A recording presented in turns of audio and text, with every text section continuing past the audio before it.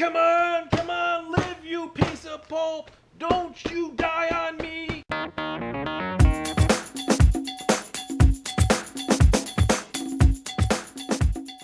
I'm doing a little bit of paperwork saving here. We're going to try and save this rock and roll Die Hard velvet poster.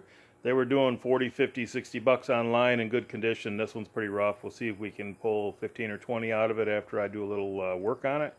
And I'll show you what I do. There's the poster. And as you can see,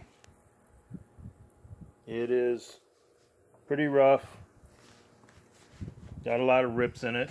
That's going to involve some taping. There's a lot of creases and folds, a lot of wrinkles and curls. First thing I'm going to do is I'm going to iron it. I've never done a velvet poster, so we shall see how it comes out. I'll do the back. I probably won't iron the front. I may do a test if it looks like it needs it and see how it goes, and see if we can't get this to lay a little flatter, and then we'll focus on taping up rips. And I mean, look how bad even the back looks, all wrinkly and folded. We'll see what we can do. Got me an iron right here, a little steam iron. Just a basic, nothing special. Make sure it's clean, obviously. You don't want to transfer a bunch of goo or anything to what you're ironing. Let's give her a go. This is a big poster. Barely got room to get it on here where I'm working. But we'll get started. Let's make sure everything starts out flat before I heat it. And I have the steam on because you do need a little moisture to penetrate the paper. Never done a velvet, so hopefully it does not damage. I'll probably end up having to try to do the front. I'm not sure how that'll work out. This is a little bit of a test because I've never done a velvet.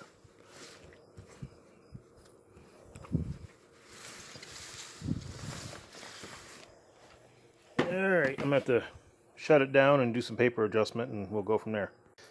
And as you can see, I have a towel underneath it. And we just keep working our way around, being careful not to scorch or burn anything. And always being aware of what's going on with it. That's important.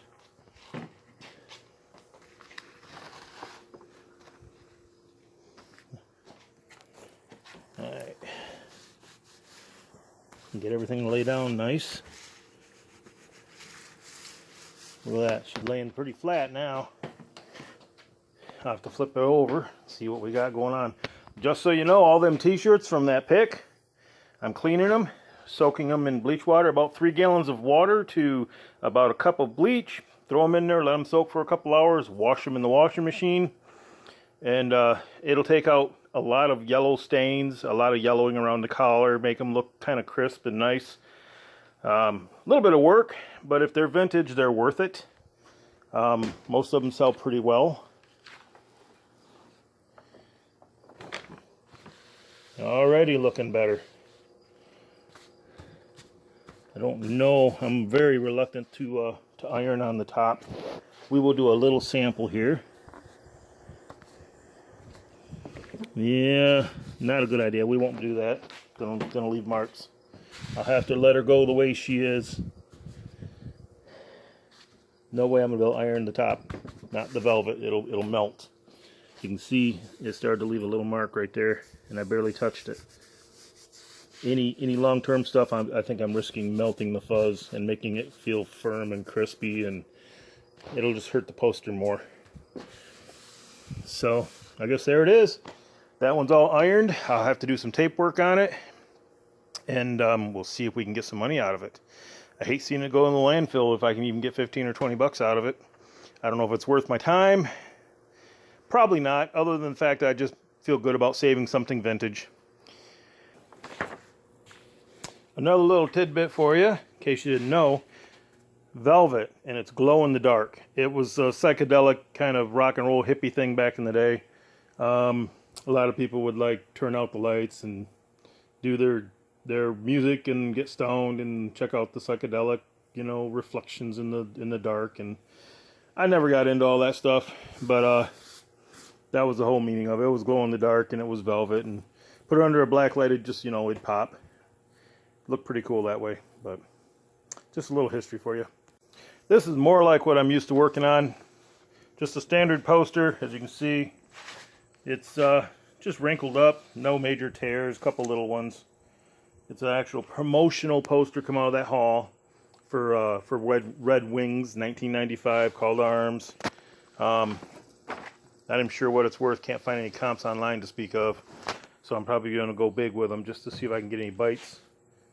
But we'll give her an iron and we'll show you the end result.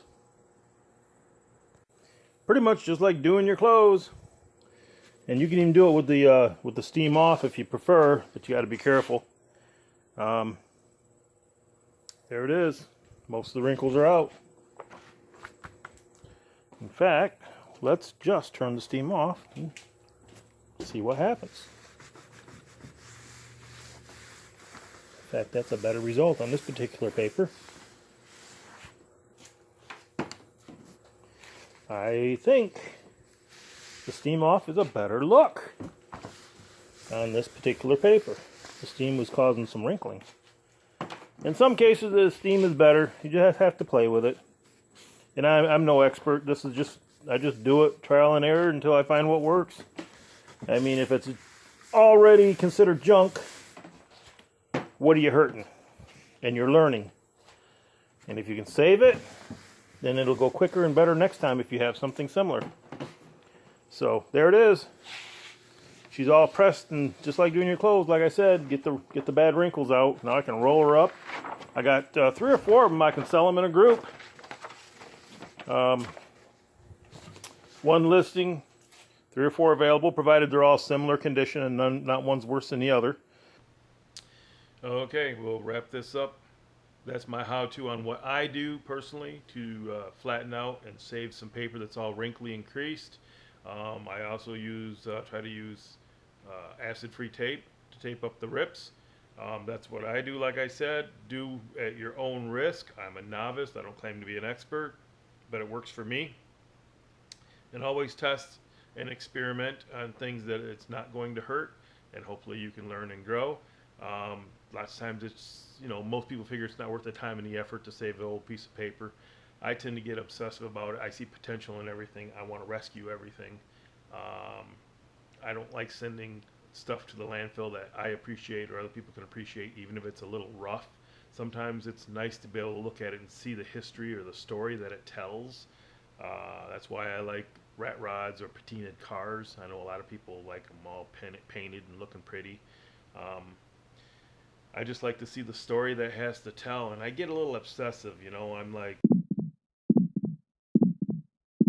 come on, live, you piece of pulp, don't you die on me, come on, lay flat, you lousy chunk of tree, like a crazy TV doctor.